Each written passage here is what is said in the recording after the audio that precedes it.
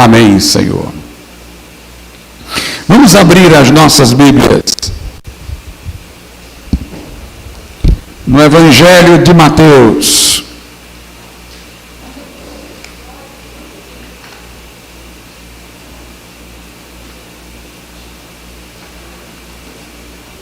Mateus, capítulo de número 22.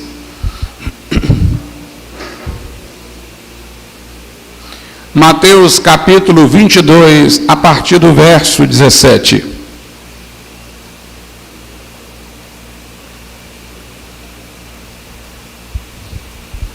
Mateus 22, a partir do versículo 17. Diz assim a palavra de Deus: Dize-nos, pois, que te parece, é lícito pagar o tributo a César ou não? Jesus, porém, conhecendo a sua malícia, disse: Por que me experimentais, hipócritas? Mostrai-me a moeda do tributo.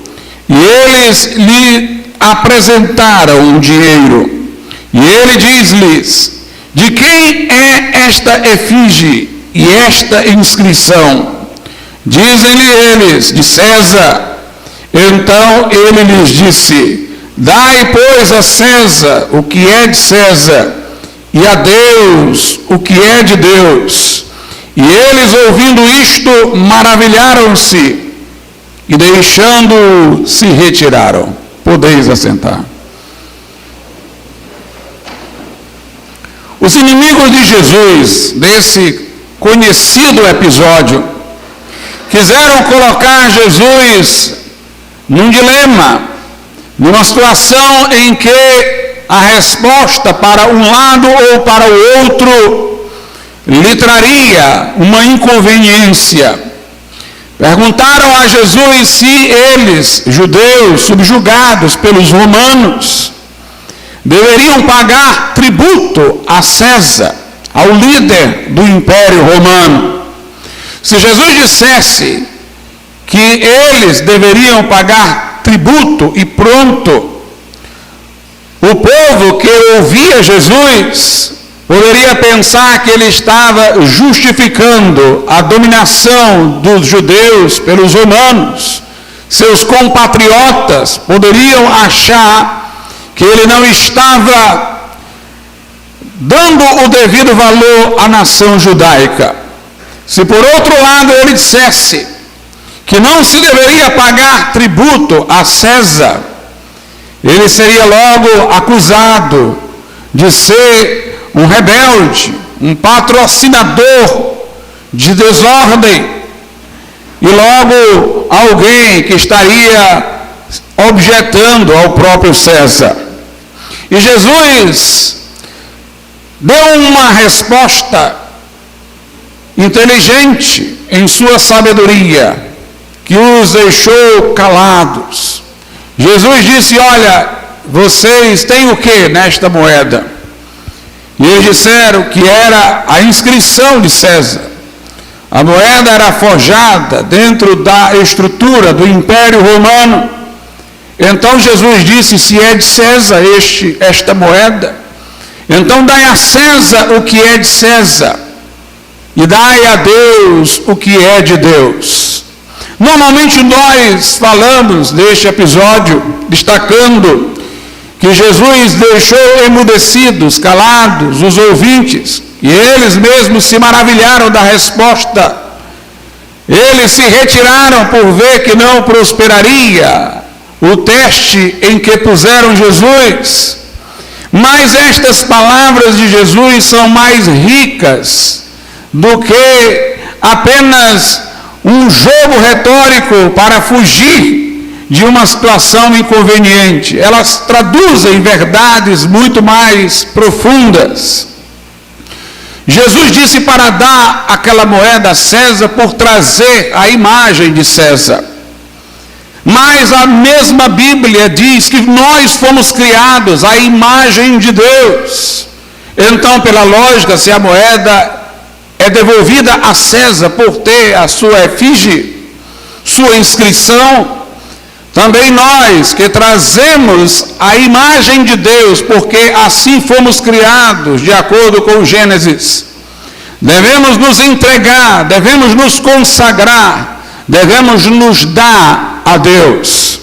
Logo, o governo secular poderia reivindicar tributo, mas não a integralidade da pessoa humana, porque nossa pessoa toda, completa, integral, só pertence a Deus, só pode ser dedicada a Deus. Logo, há limites para o poder do Estado, como há limites para todas as instituições.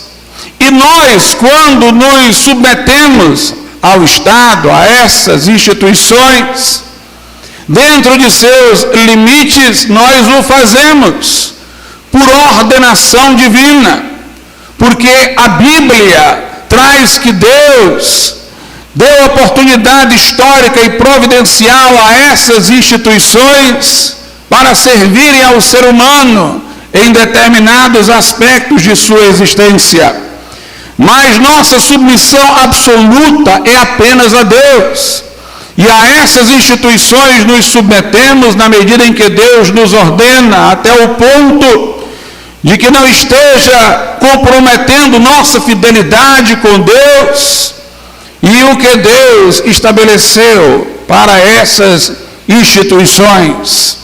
O Estado totalitário, como foi o nazismo no século XX, como foi o fascismo italiano, o comunismo soviético, o Estado totalitário, ele reivindica a integralidade da pessoa para o Estado, a absorção completa da pessoa no Estado. Por isso que ele se coloca como Estado totalitário. Ele engolfa a sociedade em todas as áreas.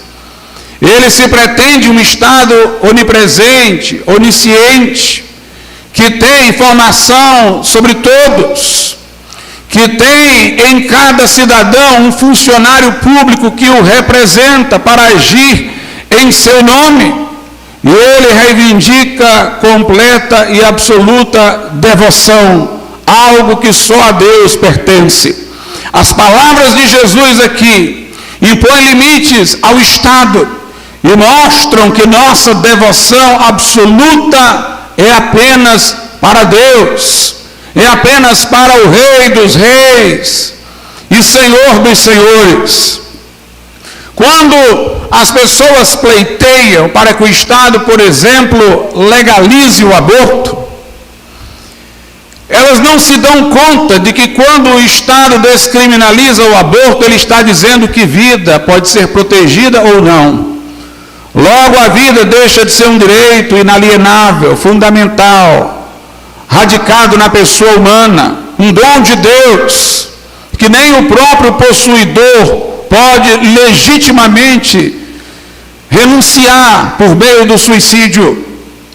Mas ele está exatamente nesse momento tornando-se o Senhor da vida e da morte, quando há a descriminalização do aborto. As feministas lutam numa reivindicação própria, achando que a mulher está emancipada com o direito de abortar. Mas, na verdade, não percebem que a mulher vai, se o aborto for legalizado, ter esse direito porque lhe foi concedido pelo Estado. Não percebem que estão lutando para pôr nas mãos do Estado que vida é para ele considerada útil e que vida pode ser considerada para ele descartável. Durante estes tempos, nós estamos vendo que pessoas não podem entrar em repartições sem apresentar o chamado passaporte vacinal. Precisam, para entrar em restaurantes, repartições públicas. Pessoas estão com dificuldade de matricularem alunos nas escolas públicas e até particulares, por causa da exigência de comprovante de vacinação. Se você prestar atenção, você vai ver que com isso o Estado está fazendo de pessoas do setor privado, funcionários públicos. Aquele que está na entrada de um restaurante e que só permite entrar quem tem um passaporte vacinal e que detém aquele que vai querer entrar mesmo sem ter, ele recebeu naquele momento um poder de polícia. Ele está agindo, apesar de ligado ao setor privado, como um funcionário público. As consequências sobrevirão se eles não impedirem as pessoas de entrar. Eles seriam então justificados se a pessoa tentasse em usar a força.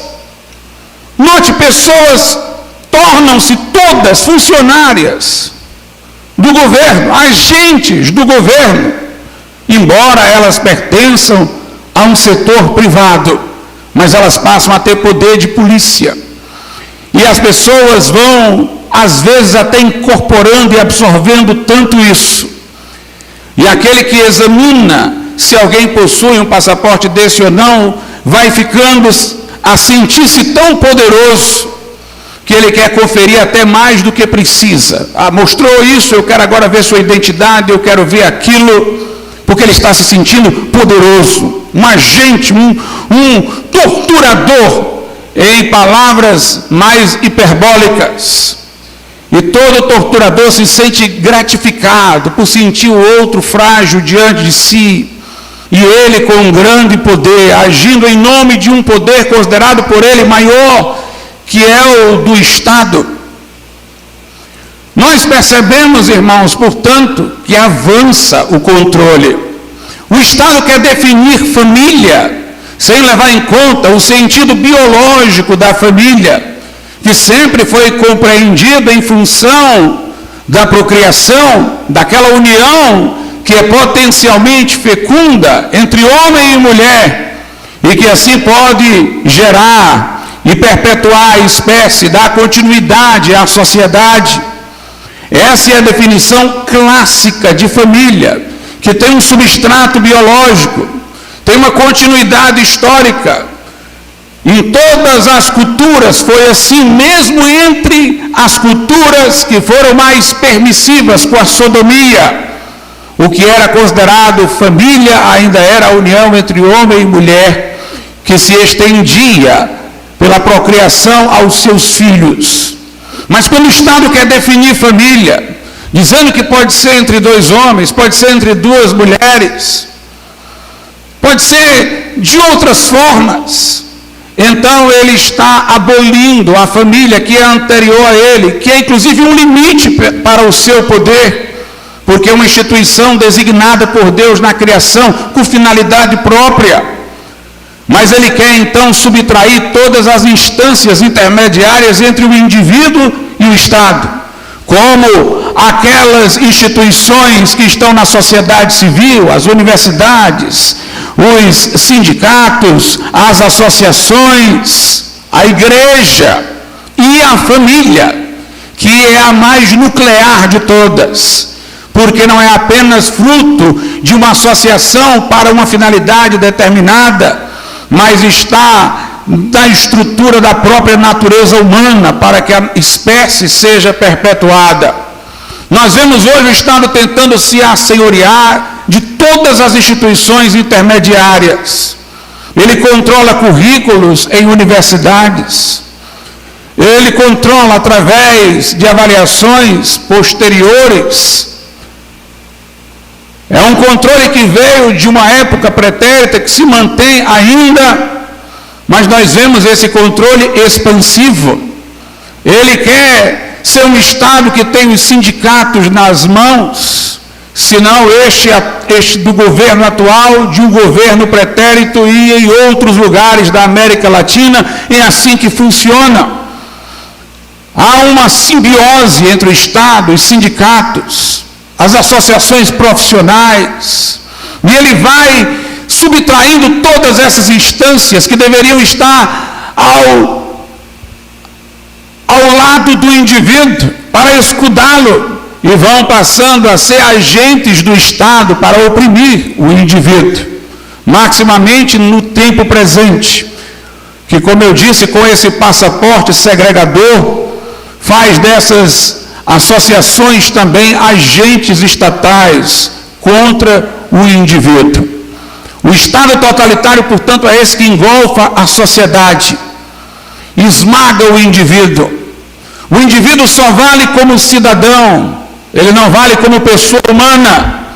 Sem cidadania, sem vinculação com o Estado, sem reconhecimento de um Estado, ele é um pária, uma apátrida, um Zé Ninguém, como se diz na linguagem popular. E hoje em dia o Estado quer controlar esta cidadania, fazendo com que certos direitos não se possam exercitar sob novas condições que ele passou a inventar durante este período da pandemia. Nós vimos que a livre iniciativa foi prejudicada, empresas foram quebradas, sindicatos ficaram ao lado do Estado para permitirem a patrões do setor privado a demissão de seus empregados que se recusassem a um passaporte vacinal. E aí nós temos o quê? Nós temos o Estado invadindo o setor privado, fortalecendo a posição de empregadores autoritários que demitiam seus trabalhadores porque não satisfaziam essa exigência, e os sindicatos se pondo do lado dos patrões e do lado do Estado, em vez de do lado do trabalhador.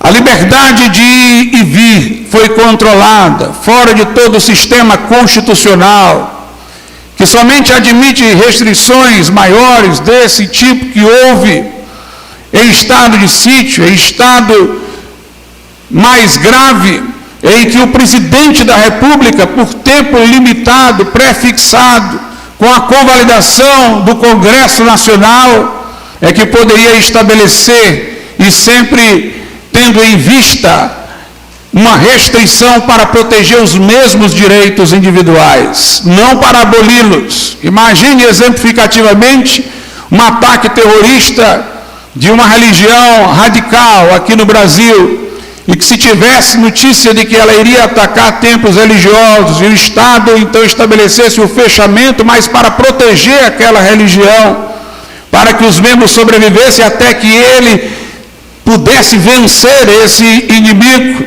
seria proteger a própria liberdade de culto através da restrição, mas não proteger outra coisa fora da liberdade de culto, em nome de outras coisas. Foram restringidas liberdades que nada tinham a ver com aquilo que era alegado como o motivo da restrição em si. Obviamente, certas medidas sanitárias poderiam ter sido estabelecidas, mas não o fechamento, não a abolição, não o atingimento do núcleo dos direitos na sua inteireza, como nós vimos acontecer. Nós estamos ouvindo ruído de propostas de controle das redes sociais. Nós estamos vendo que as agências checadoras estão ficando nas mãos do poder judiciário. A cada dia mais, um controle maior, ameaçando a liberdade de todos nós. O que a Bíblia diz? Vamos para o Gênesis, para a criação do homem. Eu já falei que o texto lá diz que deve-se dar a Deus o que é de Deus, e nós devemos nos render a Deus de modo absoluto, apenas a Ele, porque temos a sua imagem. Gênesis capítulo de número 1, a Bíblia Sagrada diz o seguinte, no versículo de número 27, e criou Deus o homem à sua imagem, a imagem de Deus o criou, homem e mulher os criou. Quando Deus criou o homem, houve uma deliberação na Trindade, que foi revelada na Bíblia com detalhes. As outras coisas criadas, a Bíblia diz que simplesmente Deus disse, haja luz. Surjam os peixes debaixo das águas, produzam os céus, as aves, Mas na criação do homem, o tempo verbal é no plural, indicando uma deliberação interna em Deus, na Trindade. Façamos o homem à nossa imagem, conforme a nossa semelhança. Portanto, há um propósito naquilo que Deus tinha para o homem, que excede a tudo que havia no que fora criado antes deste mundo físico, inclusive em relação aos animais. Deus, na verdade, criou este mundo para o homem. Os céus pertencem a Deus, a terra Ele deu aos filhos dos homens. A Bíblia diz que o homem é coroa da criação de Deus, foi feito um pouco menor do que os anjos. Deus colocou animais, Deus colocou esta natureza sob os cuidados do homem. Ele disse: subjugai a terra, dominai, sede fecundos, enchei a terra. Quando ao final de cada dia da criação, Deus diz: eis que é tudo muito bom. Deus diz isso esperando que alguém diga amém, esperando que alguém faça a apreciação estética de tudo que Ele está criando. Ele está falando para o homem. Deus criou isso para o homem. Deus criou a natureza para o homem. Nós não somos apenas frutos de uma evolução que se deu ao acaso. O que nos distingue dos animais não é apenas alguma coisa a mais que temos no cérebro, em algum órgão. Não é apenas algo quantitativo, mas qualitativo. Há um salto entre o mundo animal e o homem. A Bíblia diz em Gênesis 2, versículo de número 7: e formou o Senhor Deus o homem do pó da terra, e soprou em suas narinas o fôlego da vida, e o homem foi feito alma vivente. Note, quando houve a criação dos peixes, das aves, não houve dois momentos, mas um só. Deus disse: produzam as águas, os peixes, produza a terra, os répteis, produzam os céus, as aves. Os animais têm alguma coisa que nós podemos dizer que é o espírito deles, algo que dá animação, que põe os seus órgãos em funcionamento, que programa os instintos para que diferenciemos um animal vivo de um animal morto. Mas isso que nós podemos chamar de espírito do animal acaba quando ele morre. Deus não criou o animal primeiramente físico e depois lhe soprou o espírito. Ele, quando disse faça-se, haja, o animal já surge animado. Com isso que seria para o animal um espírito. Mas tudo finda quando o animal morre. Mas o homem não. Para que soubéssemos que o homem tem um espírito imortal, Deus fez primeiro o corpo do homem, para mostrar que são separáveis, que o espírito poderia sobreviver à morte física do homem. Ele faz o homem do pó da terra, e já existe então um corpo, mas Deus sopra o espírito. O espírito não vem de uma ordem para que as águas façam acontecer, ou o céu, vem diretamente de Deus. Deus sopra no homem o espírito e ele se torna uma alma vivente. Isso mostra, irmãos, como o homem foi criado com um propósito superior. O homem é pó e espírito que vem de Deus. O homem tem uma relação com o que está aqui embaixo, no mundo físico. Seu corpo veio do pó, mas acima de tudo ele tem uma relação transcendente com o Criador, de quem lhe veio o Espírito. O homem deve amar a Deus de todo o coração, alma e força, porque o seu espírito veio de Deus. Mas ele deve amar a criação e ao próximo como a si mesmo, porque ele também tem uma dívida com a terra, de onde veio. Por isso que os dois mandamentos coincidem com essas duas bases da formação do homem. Ele veio daqui para mostrar que ele tem uma relação com este mundo, mas ele recebeu um espírito que vem de Deus, que vem de Deus.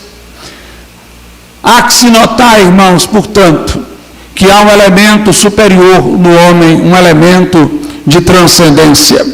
A Bíblia fala, inclusive, disso, lá em Zacarias, mostrando o modo específico como o homem foi criado. Zacarias 12:1 diz: pouso da palavra do Senhor sobre Israel, fala o Senhor que estende o céu, que funda a terra e que forma o espírito do homem dentro dele. Que coisa curiosa! Deus coloca em um nível igual de comparação o seu ato maior pelo qual ele fundou os céus e a terra, e o ato pelo qual ele pôs o espírito no homem. Ou seja, o fato de o homem ter recebido um espírito vindo de Deus, imortal, que o relaciona com o próprio Criador, é algo tão glorioso como a fundação de tudo, dos céus e da terra. Um filósofo chamado Kant teve uma espécie de intuição disso quando ele falou: duas coisas me espantam, disse ele. Uma, os céus sobre a minha cabeça, e a outra é a lei moral dentro de mim. Ou seja, o homem, ele tem pelo sopro de Deus uma consciência, que nós dizemos ser a voz de Deus no homem, que lhe indica o certo e o errado. Ele estava dizendo que se maravilhava com os céus em sua grandiosidade, o espaço, que ele não conhecia os limites que estavam sobre sua cabeça, mas ele se maravilhava também de o homem ter alguma coisa dentro de si, que o colocava dentro de uma ordem moral. Isso coincide com o que está dizendo aqui Zacarias. Lá em Eclesiastes, a Bíblia Sagrada diz o seguinte, no livro de Eclesiastes, no capítulo de número 12, verso 7, e o pó volte à terra como era, e o espírito volte a Deus que o deu. Quando morremos, o nosso corpo vai ao pó, mas o nosso espírito vai prestar contas com Deus. Vai prestar contas com Deus.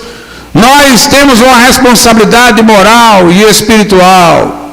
Isso faz com que o homem seja diferenciado dos outros seres criados aqui na terra, portador de uma dignidade.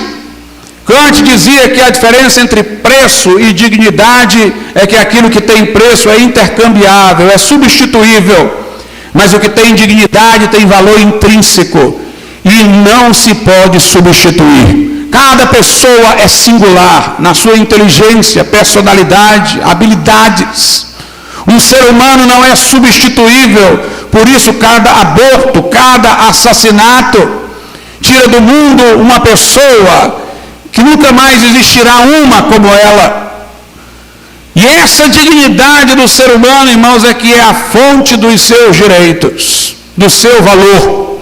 Os regimes totalitários no século XX, fascismo, nazismo, comunismo, diziam assim, que o indivíduo valia menos que o Estado, era uma medida de valor inferior ao Estado, que ele poderia ser sacrificado nos interesses do Estado, que o Estado era fim e o indivíduo era meio.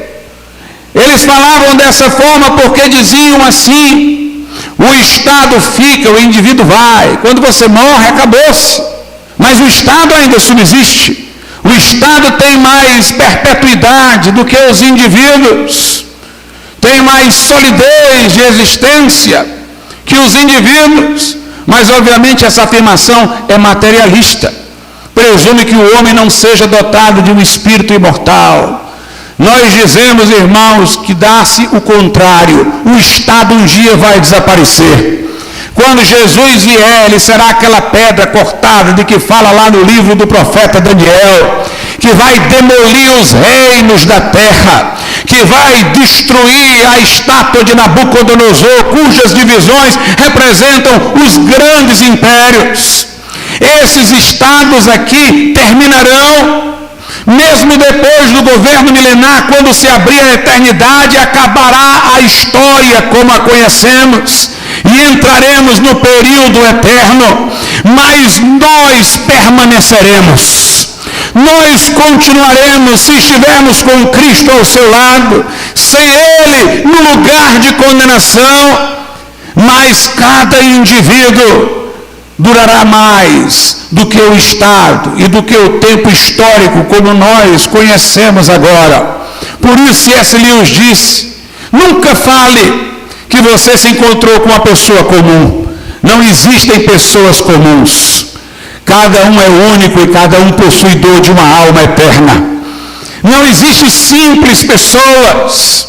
Existem almas eternas que um dia responderão perante Deus, que subsistirão para sempre. Portanto, o Estado não pode reivindicar ser esta medida suprema em detrimento dos indivíduos, quando conhecemos que as pessoas são dotadas de um espírito imortal, de uma alma eterna. Quando chegamos no Novo Testamento, nós percebemos, irmãos, que ainda mais o indivíduo humano é valorizado. Lá na carta de Paulo aos Romanos, no capítulo 14, diz assim, o versículo de número 15: mas se por causa da comida se contrista teu irmão, já não andas conforme o amor.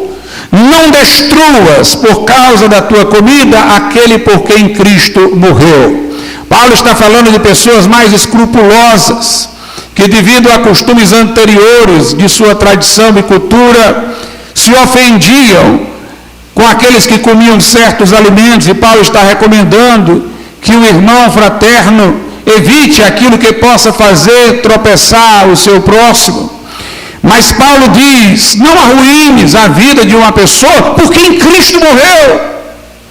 Se o Gênesis coloca o homem numa posição elevada, porque o homem foi dotado de um espírito que veio de Deus, porque o homem foi criado à imagem e semelhança de Deus, é coroa da criação, agora o homem recebe uma segunda medida de valor mais alta.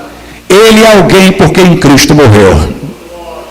E Jesus não morreu, irmãos, por uma massa, por uma multidão. Jesus morreu por pessoas individuais. Jesus sabia o nome de Zaqueu, muito embora Zaqueu não o conhecesse.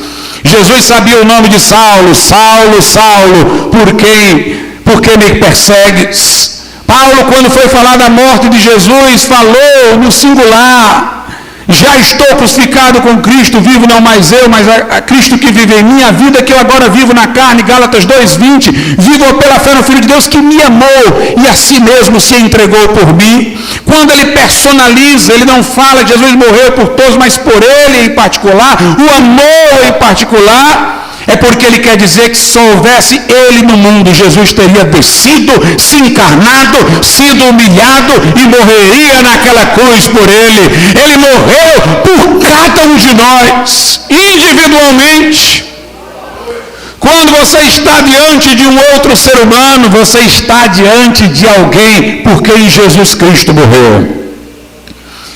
E por isso, irmãos, nós temos aqui a base para falar nos direitos individuais, em face a essa condição que Deus deu ao homem pela criação e pela redenção. Em Romanos 14, nós vemos também como a Bíblia fala do respeito ao indivíduo particular.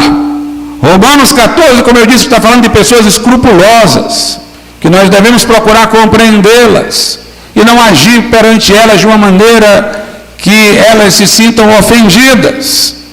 Romanos 14 diz assim no verso 5: um faz diferença entre dia e dia, mas outro julga iguais todos os dias. Cada um esteja inteiramente seguro em sua própria mente. Aquele que faz caso do dia, para o Senhor o faz. O que não faz caso do dia, para o Senhor o não faz. O que come, para o Senhor come, porque dá graças a Deus. O que não come, para o Senhor não come e dá graças a Deus.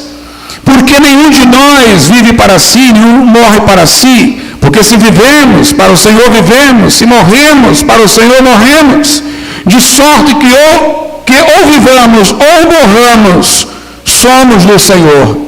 Que coisa impressionante. Deus está aqui, irmãos, mostrando que Ele leva em conta as nossas manias particulares. Tem um aí que acha que tem dia especial na semana. Aí Paulo diz, deixa ele lá. Você acha que não tem um dia especial na semana? Então fique com isso e deixa ele lá seguro na mente dele. Quando ele reserva um dia, ele faz por temor ao Senhor. E quando você não faz, também é para glorificar a Deus que você não está preso a dia nenhum. Tem aquele ali que come desse alimento. É a mania, ele só come isso. Deixa ele lá, quando ele come, ele dá graças a Deus, isso tem valor. E você não come, mas dá graças a Deus também. Então está ótimo. Paulo, irmãos, aqui mostra como Deus leva em conta as nossas manias, nossas individualidades. Diz até que essas manias podem ser consagradas ao Senhor. Ele não come é para o Senhor, ele come é para o Senhor. Deus aceita. Essas coisas que não são pecaminosas são as manias particulares, quando ele usa para Deus. No verso 10 diz, mas tu, porque julgas teu irmão? Ou tu também, porque desprezas teu irmão? Pois todos havemos de comparecer ante o tribunal de Cristo. E no verso 12 diz, de maneira que cada um é individual. Cada um de nós dará conta de si mesmo a Deus. Deus vai falar com cada um. Quando formos comparecer perante Ele. Deus reconhece, irmãos, portanto, a nossa individualidade. Ensina a respeitar a individualidade das pessoas. É o que a Bíblia nos está ensinando aqui.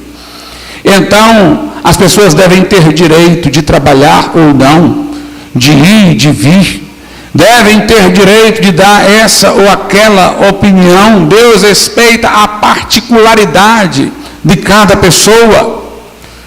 Mas alguém diz, mas pastor, a Bíblia nos ensina a se submeter ao Estado. É verdade, mas o mesmo capítulo que diz isso, diz para que o Estado existe. Veja aí Romanos, capítulo de número 13. Romanos 13 diz assim no versículo de número 1, toda autoridade esteja sujeita, toda alma esteja sujeita às autoridades superiores, porque não há autoridade que não venha de Deus, e as autoridades que há foram ordenadas por Deus. Por isso quem resiste à autoridade, resiste à ordenação de Deus, e os que resistem trarão sobre si mesmos a condenação. Todos aqueles que foram cúmplices de regimes totalitários, se dizendo cristãos, citavam esse texto aqui. Nós temos que nos submeter à autoridade, a gente não gosta, é ruim, mas a gente tem que fazer isso. Tem que entregar o judeu para o governo alemão nazista. Eu gosto do judeu, mas eu tenho que obedecer às autoridades. Era assim que faziam, baseados nesse texto, que diz que toda autoridade é constituída por Deus, que quem resiste à autoridade resiste à ordenação de Deus. Mas veja a sequência, verso 3, porque os magistrados não são terror para as boas obras, mas para as más. Queres tu, pois, não temer a autoridade, faze o bem e terás louvor dela. O texto está dizendo para que a autoridade é constituída por Deus. Aonde ela é constituída por Deus? É quando ela louva aquele que faz o bem e quando ela reprime aquele que pratica o mal. Quando ela garante a verdadeira segurança, combate os bandidos, protege pessoas honestas e trabalhadoras, essa autoridade está agindo para o que foi constituída por Deus. Durante estes tempos de lockdown, o que nós vimos, trabalhadores perdendo seus instrumentos de trabalho, os vendedores ambulantes, empresas sendo fechadas, pessoas perdendo seus empregos e bandidos que estavam presos sendo soltos.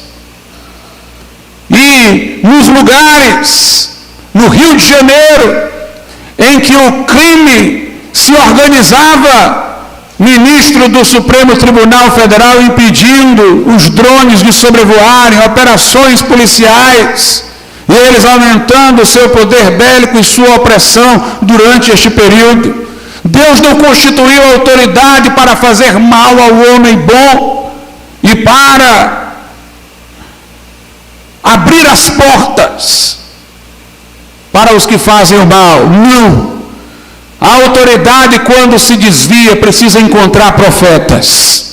Foi assim no Velho Testamento e deve ser agora. Natã confrontou o rei Davi. Profetas do Velho Testamento confrontaram o rei de Israel. Muito mais do que qualquer rei de um país. Hoje, um rei de Israel era constituído por Deus, porque era direta a constituição. Era com a aprovação direta de Deus. Mas quando aqueles reis abusavam, eles encontravam profetas que resistiam. Quando Uzias quis queimar incenso no templo sem ser sacerdote, os sacerdotes fizeram um paredão e disseram: aqui você não entra, você é rei, mas aqui é outro território, aqui é função dos sacerdotes queimar incenso. A Bíblia chama esses sacerdotes de valentes, lá no livro de Crônicas, porque eles disseram: aqui você não vai entrar. Obviamente não era incitação a uma revolução armada, a um movimento de quebra-quebra. Era uma resistência profética, dizer a verdade e aguentar as consequências, dizer a verdade e sofrer por isso se for o caso, mas nunca chamar o certo de errado e o errado de certo. E se a igreja é que tem Romanos 13 na mão, se a igreja é que sabe para o que foi constituído o Estado, se é para nós que Paulo está dizendo isso, ele não disse para a gente guardar isso na gaveta, mas para a gente levantar a voz quando as coisas estiverem fora do propósito de Deus. Interessante, irmãos, que na Alemanha nazista existiam os chamados liberais, que defendiam os direitos individuais, liberdade de vir, livre mercado, livre iniciativa, liberdade, liberdade, liberdade, era o que eles diziam. Mas eles não eram religiosos, não eram crentes. Quando veio a pressão, eles calaram a boca. Eles embarcaram na onda. Como a gente via muita gente dizer que era liberal, no sentido de defender as liberdades, amplas liberdades, partidos políticos que se apresentavam como partidos liberais, mas que durante este período foram a favor do lockdown, foram apoiadores de inquéritos absurdos que o Supremo Tribunal Federal entrou contra pessoas, quando ele se colocava então como investigador, para depois ser acusador e julgador, quebrando todo o chamado devido processo legal, a separação de poderes, o sistema de freios e contrapesos. Mas se diziam liberais. Como pessoas em tempo de tranquilidade falam de liberdade, mas quando vêm esses tempos estritos, elas embarcam nessa onda. Dietrich Bonhoeffer, que foi um pastor luterano, mártir, que morreu num campo de concentração nazista, que foi da igreja confessante, a igreja que na Alemanha evangélica não aceitou o regime que Hitler estabeleceu. Bonhoeffer disse o seguinte: quando veio a perseguição, todos esses aí liberais embarcaram, mudaram o seu discurso. Aqueles que realmente amavam a igreja, ou amavam a liberdade, ele disse, foram se abrigar na igreja, foram encontrar acolhimento na igreja. Porque quando a igreja defende a liberdade, não é como um liberal secular defende. O liberal defende o secular, a liberdade por uma opção ideológica, mas que ele não está disposto a continuar a defendê-la se a cabeça dele for junto. Mas quando o crente defende a liberdade, é porque ele sabe que essa liberdade foi dada por Deus. Ele tem um fundamento transcendente para falar na sua liberdade, e por isso ele está disposto a ser martirizado, a ser morto, para não renunciar a ela, porque ela foi dada por Deus. Nós vemos aqui então que o Estado tem os seus limites. Diz aí a continuidade do texto, verso 4 de Romanos 13. Porque ela, a autoridade, é ministro de Deus para o teu bem. Mas se fizeres o mal, teme, pois traz em vão a espada. Porque é ministro de Deus e vingador para castigar o que faz mal. É nesse sentido que a autoridade é constituída por Deus. O verso 5 diz: portanto é necessário que lhe estejais sujeitos, não somente pelo castigo, mas também pela consciência. Se eu devo me submeter ao Estado pela consciência, como é que eu posso me submeter a um Estado, por exemplo, que me manda fazer o mal? A minha consciência aceitaria isso? Aqui diz que a obediência deve ser por causa da consciência, presumindo que esse Estado está então punindo somente o mal. Mas se ele está perseguindo os que fazem o bem, a minha consciência vai me mandar fazer o bem e não me submeter a esse Estado. É interessante, irmãos, que entre o indivíduo e o Estado existe a sociedade civil. A sociedade civil é onde estão esses corpos intermediários, associações profissionais, a igreja. De acordo com Hermann Doivert, que foi um filósofo evangélico, quando Deus criou o mundo, Ele criou todas as coisas num estado simples para ganhar complexidade. A semente de uma árvore tem uma árvore dentro dela, mas ela está condensada. Vai haver um processo de diferenciação e do que está ali dentro da semente vai aparecer as diferenças, a raiz, o caule da árvore, as folhas, os frutos, vai desabrochar um mundo daquela pequena semente, com partes bem diferenciadas.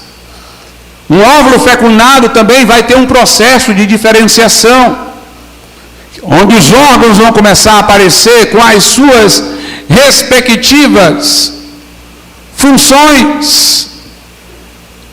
Assim também é na cultura humana, sendo que no caso do homem, essa diferenciação que vai do simples para o complexo, não acontece espontaneamente. Deus ordenou que o homem percebesse, por intuição, aquilo que era de sua natureza e saísse fazendo essa diferenciação.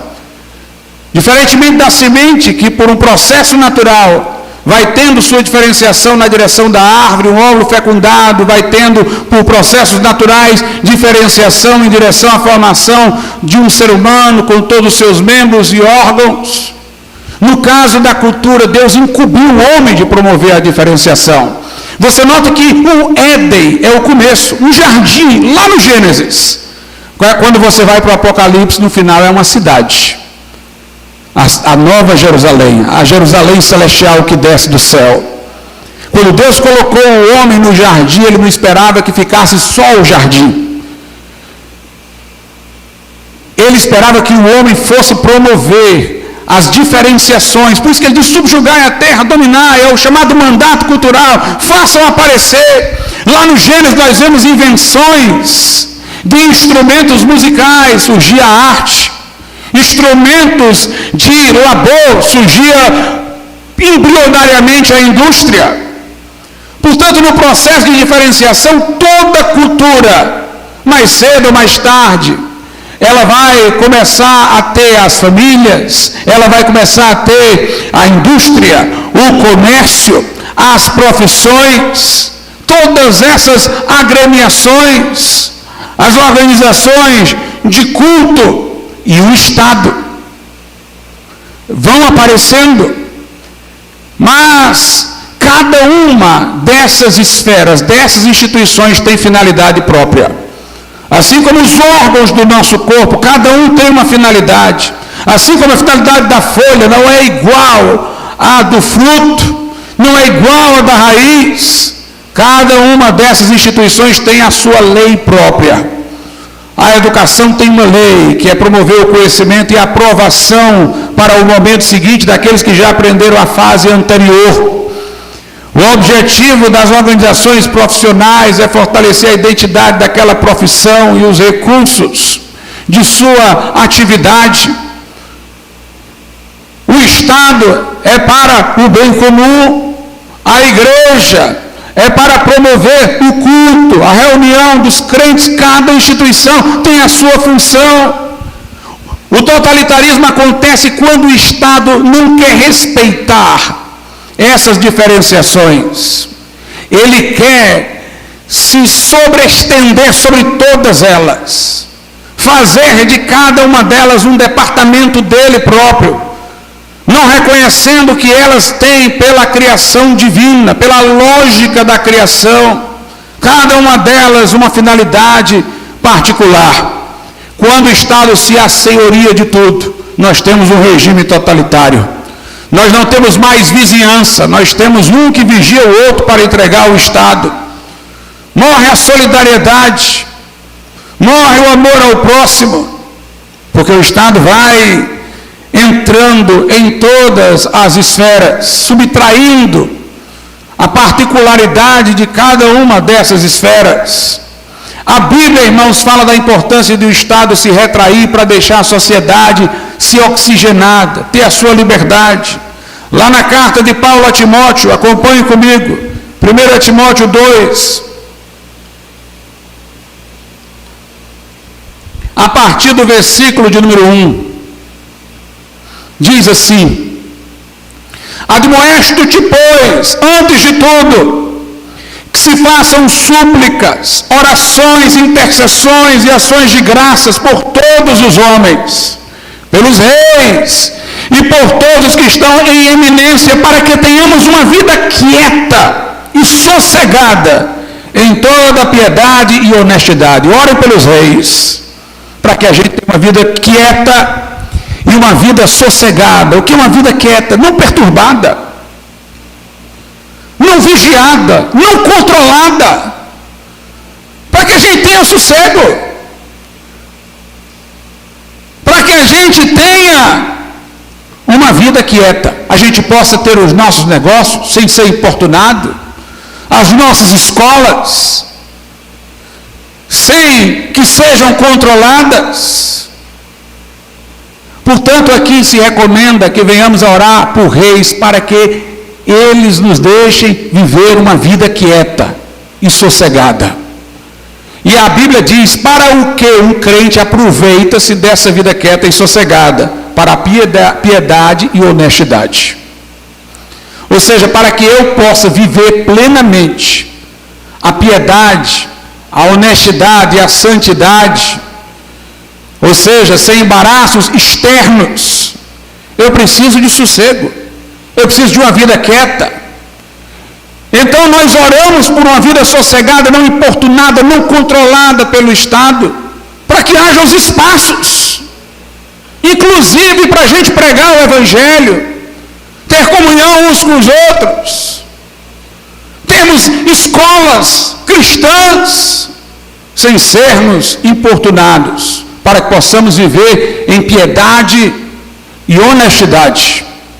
É o que o apóstolo manda que nós oremos aqui.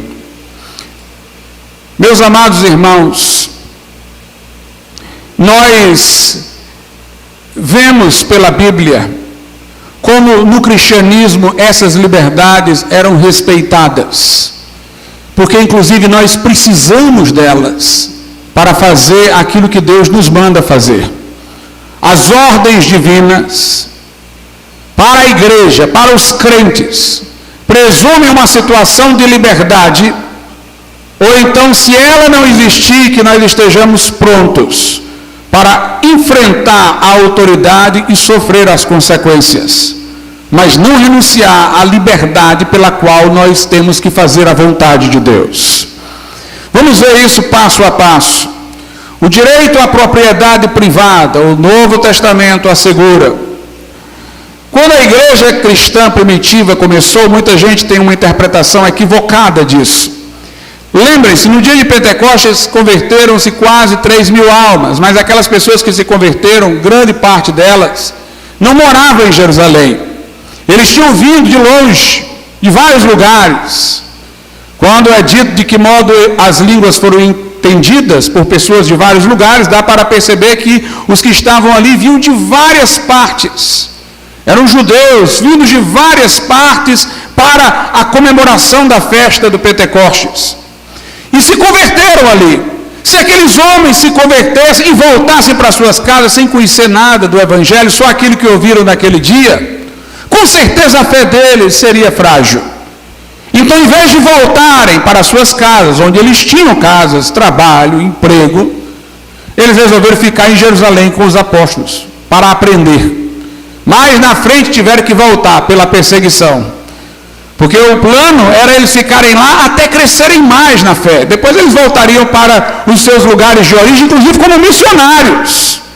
Mas chegou a hora que eles estavam gostando tanto do seminário em Jerusalém, que aí Deus permitiu uma perseguição vir para eles serem espalhados e assim voltarem aos seus lugares de origem e pregarem a palavra de Deus. Mas quando eles foram ficar lá, quem é que os ia manter? Então os crentes começaram espontaneamente a trazer para os apóstolos suas propriedades para que fossem vendidas e essas pessoas fossem assistidas. Entendam, para que ninguém pense de outra forma, quando os irmãos faziam isso, na visão deles, é como se eles estivessem sustentando um missionário.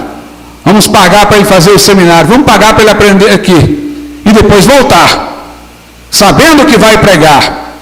Mas quando eles faziam isso, não foram exatamente os apóstolos que pediram aos irmãos, foram os irmãos que voluntariamente foram lá. Os comunistas dizem, está vendo, os cristãos primitivos eram comunistas. Não, eles não eram comunistas. Eles continuavam com a casa onde moravam, eles davam propriedades excedentes para serem vendidas e o valor repartido, mas eles faziam isso voluntariamente, por amor, voluntariamente, não por coerção, como no regime comunista. Quem não queria dar não era reprovado. Quem não queria chegar lá e dar, ele não era excluído do grupo. E nós vamos ver isso no caso de Ananias e Safira. Ananias e Safira eram falsos convertidos que entraram na comunidade cristã. E eles venderam os seus bens, mas levaram só a metade para os apóstolos. Mas disseram que estavam dando tudo para ajudar os irmãos.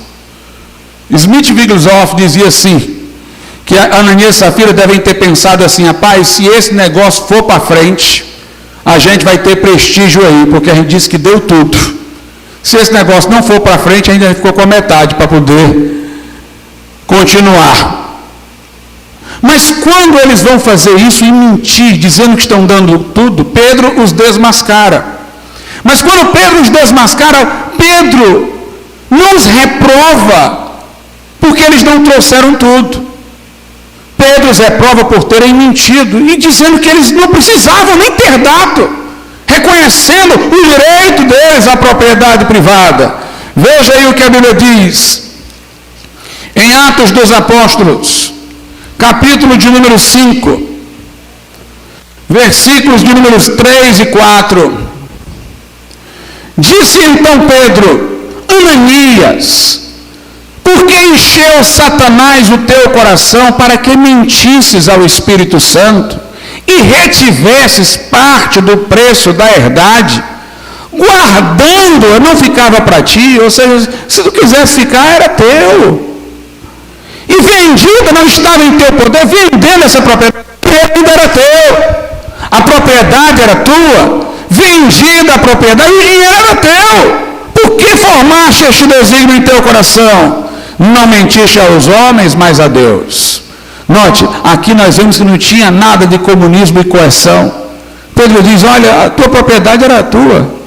Você podia ter guardado para você, não precisava ter vendido não, e vendendo o dinheiro era seu. Por que você veio mentir? Então nós vemos que a igreja reconhecia e não excluía uma pessoa, simplesmente porque ela não estava vendendo todos os seus bens. Aquele ato foi um ato espontâneo, um ato de amor. Nós percebemos, irmãos, que nós precisamos do direito de reunião, porque lá em Hebreus 10, 25, o autor da carta diz, não deixando de congregar, como é costume de alguns, antes admoestando-vos uns aos outros, todos os dias. E tanto mais façam isso na medida que vai se aproximando aquele dia, o dia da vinda de Jesus. Observe Hebreus 10, 25. Por que o autor da carta está dizendo, não deixem de congregar? Porque era perigoso congregar. Não era simplesmente desleixo dos irmãos, não. Paulo diz que eles tiveram bens espoliados. Paulo diz que aqueles hebreus ali foram perseguidos. Eles estavam sob perseguição. Ir para uma reunião poderia representar confisco dos bens, prisão, morte. Se uma doença é perigosa, aquilo ali era mais perigoso ainda. Mas Paulo diz, não deixem de congregar. Vão! E admoeste uns aos outros todos os dias. E vocês têm que fazer isso mais insistentemente quando veem que está se aproximando aquele dia, o dia da vinda de Jesus. E meus irmãos, nós estamos muito mais perto desse dia do que aqueles apóstolos estavam. Os acontecimentos mostram que nós estamos bem próximos do arrebatamento da igreja. Não podemos nos deixar, não podemos deixar de nos congregar. A igreja cristã primitiva não tinha lugar de culto, não se lidava, eles se reuniam em casas, e mesmo reunidos em casas eram perseguidos. Saulo de Tarso, o apóstolo Paulo, antes da conversão, entrava nas casas para perseguir os cristãos. Está lá em Atos dos Apóstolos, capítulo de número 8, versículo 3, e Saulo assolava a igreja, entrando pelas casas, e arrastando homens e mulheres, os encerrava na prisão. Os irmãos reunidos na sala, entrava de repente um homem como Saulo, prendia todo mundo. Quando as reuniões cristãs se tornaram ilegais no Império Romano, o que é que os cristãos fizeram? Vamos obedecer ao Estado? Vamos obedecer a César? Não, começaram a se reunir nas catacumbas. Eu estive nas catacumbas, cemitérios subterrâneos. Se existe um lugar insalubre, seria aquele ali. Não tem pandemia hoje que seja mais ameaça para a saúde do que reunir-se debaixo da terra lá numa catacumba. Não tinha saída de ar, não tinha ventilação, e era junto com o corpo de morto, que podia ter morrido de qualquer doença aí. Mas se não podia reunir-se em cima, nós vamos virar formiga e vamos nos reunir embaixo. Mas nós vamos cumprir o mandamento de Deus. Logo nós vemos que a liberdade de reunião, irmãos, é uma coisa importante para a nossa fé. E nós temos que, portanto, reconhecer que essa liberdade de reunião é dada por Deus. Ela faz parte daquele sossego e quietude que se requer para viver a piedade, para se viver em honestidade para com Deus. Nós vimos aqui a propriedade privada, a vida humana. O Estado não tem jurisdição. Paulo diz que foi separado como apóstolo desde o ventre. Então tem-se a vida e o indivíduo desde o ventre. João Batista foi cheio do Espírito Santo desde o ventre da sua mãe. Lá no livro do profeta Isaías, no capítulo de número 49, verso 1, diz: ouvi-me, ilhas, e escutai vós, povos de longe, o Senhor me chamou desde o ventre, desde as entranhas de minha mãe fez menção do meu nome. Nós somos indivíduos, seres humanos, desde as entranhas, desde o ventre. Não é o Estado que tem direito sobre o indivíduo. Deus olha para o indivíduo e lhe chama desde o ventre. A liberdade de reunião, o direito à vida, o direito de propriedade, a liberdade de locomoção. Meus irmãos, ide pregar o evangelho a toda criatura, fazei discípulos de todas as nações. Como iríamos fazer isso sem liberdade de locomoção? Paulo não podia ter entrado numa cidade, mas entrou e saiu dela dentro de um cesto. Mas foi. Porque o Estado não tem jurisdição sobre isso daí para nos impedir de entrar para pregar o evangelho. Nós temos na Bíblia que formosos são os pés dos que anunciam as boas novas, dos que pregam a paz. Liberdade de expressão. Qualquer um que for ameaçado na sua liberdade de expressão, lute por ele, porque amanhã virá para você. E sem liberdade de expressão, como iremos pregar o evangelho?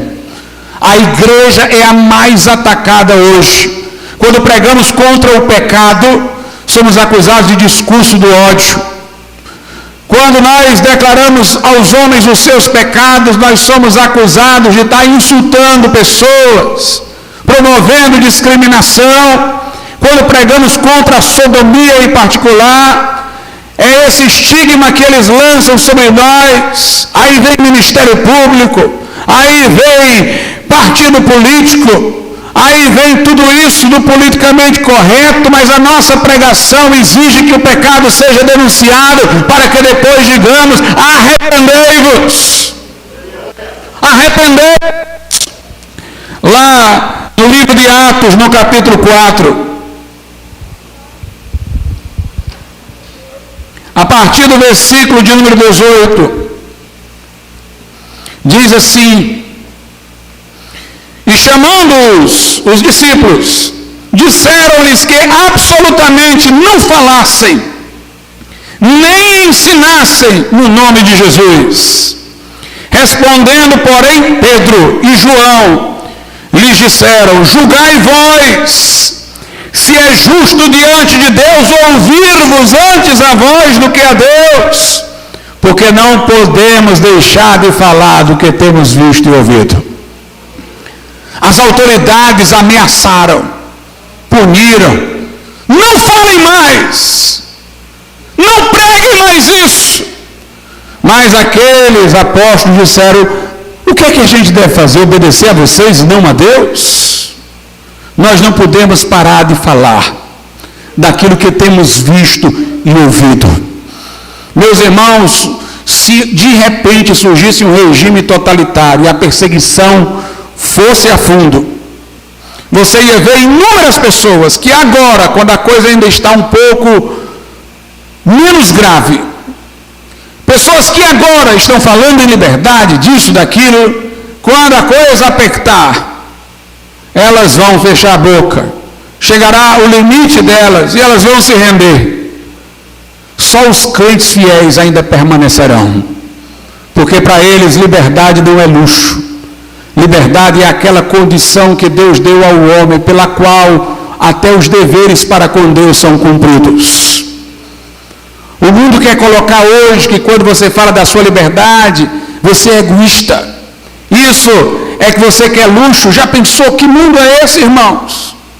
Um mundo em que as pessoas falavam nesses direitos, conforme diz a Declaração de Independência americana, como dados por Deus, inalienáveis, imprescritíveis, irrenunciáveis. A Revolução Francesa aludiu a esses direitos. A Declaração da ONU de 1948 falou deles como a cartilha da liberdade. Mas o mundo hoje está banalizando essas liberdades. Só o que ouvimos falar são propostas de controle, de restrição, não de proteção à liberdade. Quando as coisas se avolumarem mais, muitos que ainda gritam liberdade se calarão. Mas o crente nunca vai poder deixar de falar na sua liberdade, porque sem liberdade de locomoção ele não prega. Sem liberdade de expressão ele não anuncia o Evangelho. Sem liberdade de reunião, ele não se congrega. Ele tem um motivo transcendente para não abrir, para não ceder. É porque foi Deus que nos concedeu essa liberdade. Nós somos o último gueto de resistência, porque nós sabemos que foi Deus que nos deu essas liberdades para fazermos a sua vontade. A Bíblia diz na carta aos Tessalonicenses: o mistério da iniquidade já opera. O que é, pastor, o mistério da iniquidade? É o espírito do anticristo, porque a Bíblia diz que chegado um determinado tempo, esse mistério da iniquidade que já opera se revelará no iníquo, o homem da perdição, o filho do pecado, o anticristo. É o que diz lá em Tessalonicenses.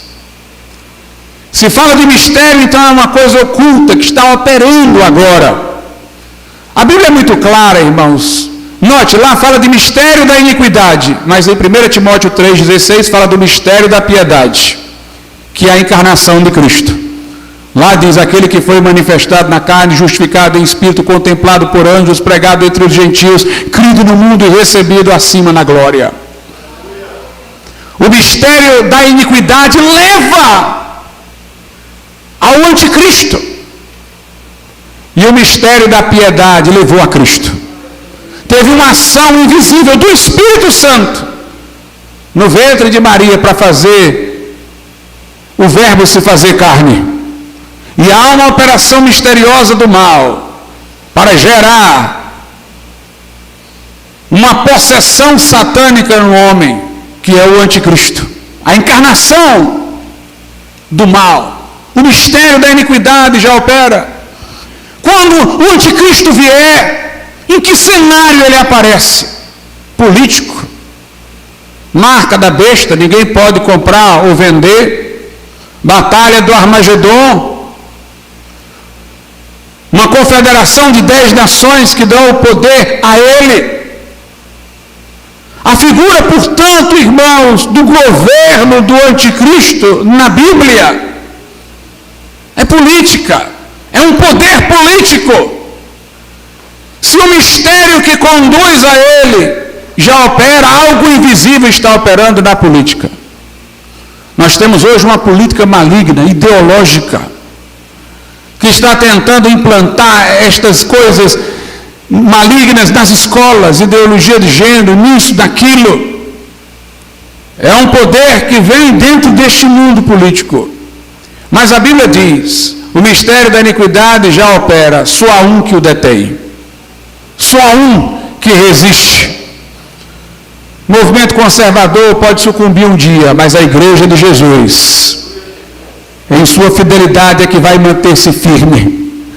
Interessante que quando fala tem um que resiste, tem um que o detém. Ora, lá na carta aos Tessalonicenses fala daquele que detém como uma pessoa, aquele, ora fala como uma coisa, aquilo. Exatamente igual quando Jesus falou do Consolador. Ora ele usou um pronome neutro, ora ele usou um pronome pessoal masculino. Então o que detém é o Espírito Santo. Mas o Espírito Santo no seu ofício específico para a igreja. Porque se o mistério da iniquidade é a operação do anticristo que se coagula na figura dele no porvir, o mistério da piedade é a encarnação de Cristo, o corpo de Cristo agora é a igreja. Quem misteriosamente faz de nós o corpo de Cristo aqui no mundo é o Espírito Santo. O Espírito Santo resiste ao mistério da iniquidade através da igreja. Por isso que a Bíblia diz: e a noiva, a igreja, o Espírito dizem ao noivo: vem. Tanto o Espírito Santo como a igreja estão pedindo a vinda de Jesus porque vão subir juntos. Nós estamos falando aqui do Espírito Santo na sua atividade específica com a igreja. A igreja que é a igreja que está se deixando usar pelo Espírito Santo para resistir. Aí a Escritura diz: há um que resiste, o Espírito Santo por meio da igreja, até que seja colocado fora, até que haja o arrebatamento da igreja. Aí se revelará o iníquo, aí se revelará o filho da perdição, a igreja que vai ser tirada daqui antes do juízo. é a igreja que resiste. Não é a igreja passiva, não é a igreja silente, não é a igreja conivente, é a igreja que resiste a esse mistério da iniquidade. O diabo, irmãos, está com o pé no acelerador, mas nós estamos com o pé no freio. Pastor, tem tanta confusão, é mesmo. Bote um pé no acelerador e outro no freio, que você vai ver o barulhão que faz. São dias tumultuosos, mas dias em que a igreja tem que falar, tem que se manifestar, porque ela é o último reduto da liberdade neste mundo. Em breve ela vai sair daqui. Enquanto estivermos aqui, nós vamos lutar até o fim, irmãos. Nós vamos lutar até o fim.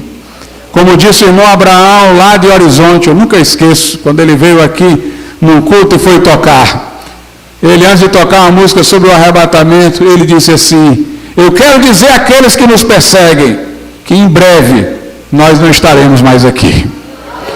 Se isso é uma boa notícia para eles, então que eles saibam, vocês que estão tendo tanto trabalho de nos perseguir, saibam de uma coisa: em breve nós não estaremos mais aqui. Vamos ficar de pé.